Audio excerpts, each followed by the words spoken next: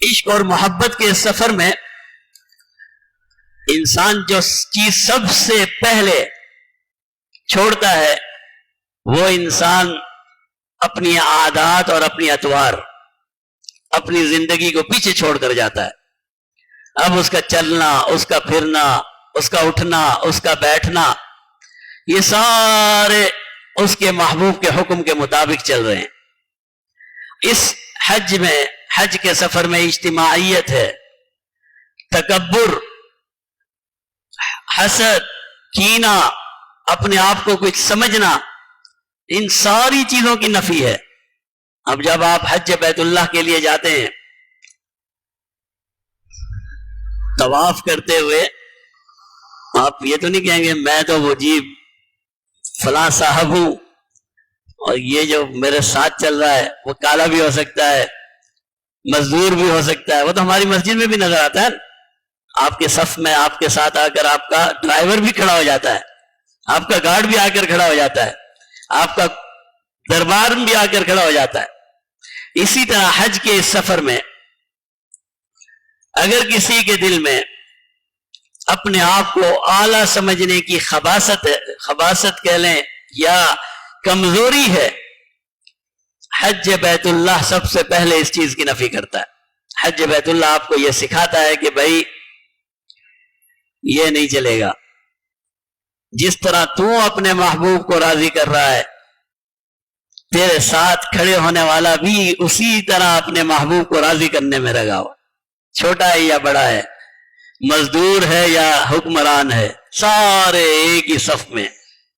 اللہ آپ کو دکھاتے ہیں کہ اگر تم میرے راستے پر آنا چاہتے ہو تو سب سے پہلے جس چیز کی نفی کرنی ہے وہ اپنی ذات کی نفی ہے، سب سے پہلے جس چیز کی نفی کرنی ہے وہ اپنی زبان کی نفی ہے، سب سے پہلے جس چیز کی نفی کرنی ہے اپنے خاندان کی نفی ہے۔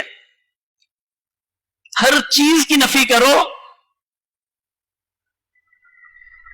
وہ ایک عالم نے کہا کہ اب یہ دیکھیں ہو سکتا ہے کہ وہ سمجھانے کے لیے کہہ رہے ہیں، فرماتے ہیں میں نے اللہ کی زیارت کی اور میں نے اللہ سے پوچھا کہ میں تجھے کس طرح راضی کروں، تو اللہ نے مجھے فرمایا اپنی ذات سے باہر آ جا، میں تجھ سے راضی ہو جاؤں گا۔ جب تک تو اپنی ذات کے اندر ہے، جب تک تو اس جسم کے اندر قید ہے، جب تک تیرے اندر میں ہے، اس وقت تک تو میں تیرا نہیں بن سکتا۔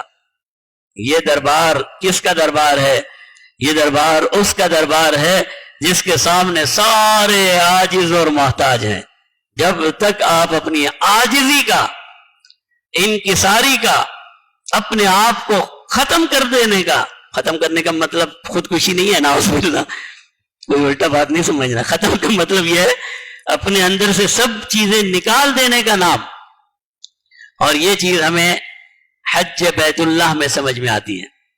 آپ جائیں گے، آپ کے ساتھ آپ کے سفر میں شریک، آپ کی نماز میں شریک، آپ کے طواف میں شریک، آپ کے ساتھ میدان عرفہ میں شریک ایسے لوگ بھی ہو سکتے ہیں جو آپ سے کم درجے کے ہوں، لیکن آپ انہیں برداشت کرتے ہیں اور آپ کی نظر اپنے رب پر ہے اور آپ کہتے ہیں جس طرح میں اس کا غلام اسی طرح یہ بھی اس کا غلام۔ جب آپ اپنے آپ کو اس کا غلام کہتے ہیں تو پھر یہ سفر مکمل ہوتا ہے، پھر یہ سفر مکمل ہوتا ہے۔ اسی طرح یہ سفر اپنے آپ کو اللہ والے سے جوڑنے کا سفر ہے۔ اللہ اس سفر میں جو آپ کو سب سے بڑا انعام دیتے ہیں، سب سے بڑا انعام جو حج بیت اللہ میں انسان کو ملتا ہے وہ انعام یہ ہے کہ اللہ اس سے حاجی کو اپنے مقرب لوگوں سے جوڑ دیتے ہیں۔ کس طرح جوڑتے ہیں؟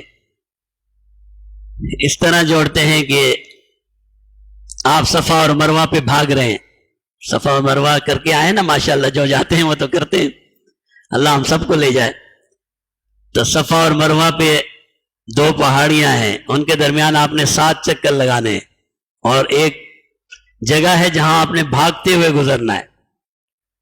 اب کوئی آپ سے پوچھے کہ یہ کیوں کر رہے ہو، آپ کیا کہو گے؟ یہ سیدنا حاجرہ علیہ السلام کی سنت ہے، وہ خاتون جس سے اللہ راضی ہوا اور جس کے کوکھ میں، جس کی گود میں اللہ کا پیغمبر اسماعیل ہے، اور جسے چھوڑ کر جانے والا ابراہیم خلیل اللہ ہے، یہ اس کی سنت ہے۔ کہاں آپ اور کہاں ابراہیم خلیل اللہ؟ کہاں اللہ نے آپ کو جوڑا؟ آپ کنکر مارتے ہیں، کوئی پوچھے بھائی کیوں مار رہے ہو؟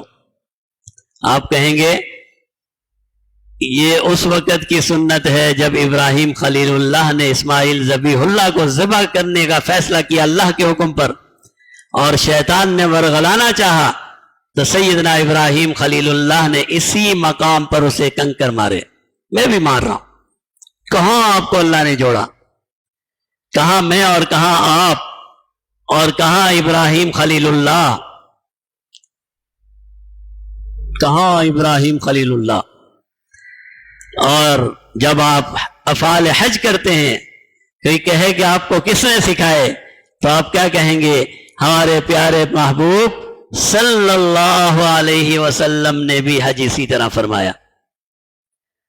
تو ان تینوں چیزوں سے کیا بات معلوم ہوئی کہ اسلام آپ کو آپ کے ماضی سے اور اللہ کی برگزیدہ ہستیوں سے جوڑنے کے لیے آیا ہے، توڑنے کے لیے نہیں آیا۔ آج ہماری سب سے بڑی خوش قسمتی یہ ہو سکتی ہے کہ ہم اپنے ان ہستیوں سے، اور پھر وہ ہستیاں جن کے اعمال کو اللہ نے اپنی بارگاہ میں قبول کر لیا، اللہ نے اپنی بارگاہ میں قبول کر لیا، جن کے اس عمل کی قبولیت اللہ نے قرآن میں بیان فرما دی، مہر لگا دی کہ یہ وہ لوگ ہیں۔ اللہ فرماتے ہیں قد صدقت الرؤیا، اے ابراہیم تو نے اپنا وعدہ سچا کر دکھایا، تو نے اللہ کا حکم پورا کر دکھایا۔ آج میں اور آپ جب یہ عمل کر رہے ہوتے ہیں تو سیدنا ابراہیم خلیل اللہ کے اس عمل کی نقل کر رہے ہوتے ہیں اور اللہ کے حکم سے کر رہے ہوتے ہیں، اور وہ عمل وہ ہے جو اللہ کے ہاں مقبول ہے۔ اگر ہم کوئی بڑی غلطی نہ کریں تو انشاءاللہ ہمارا یہ حج بھی اللہ کی بارگاہ میں مقبول ہو جائے۔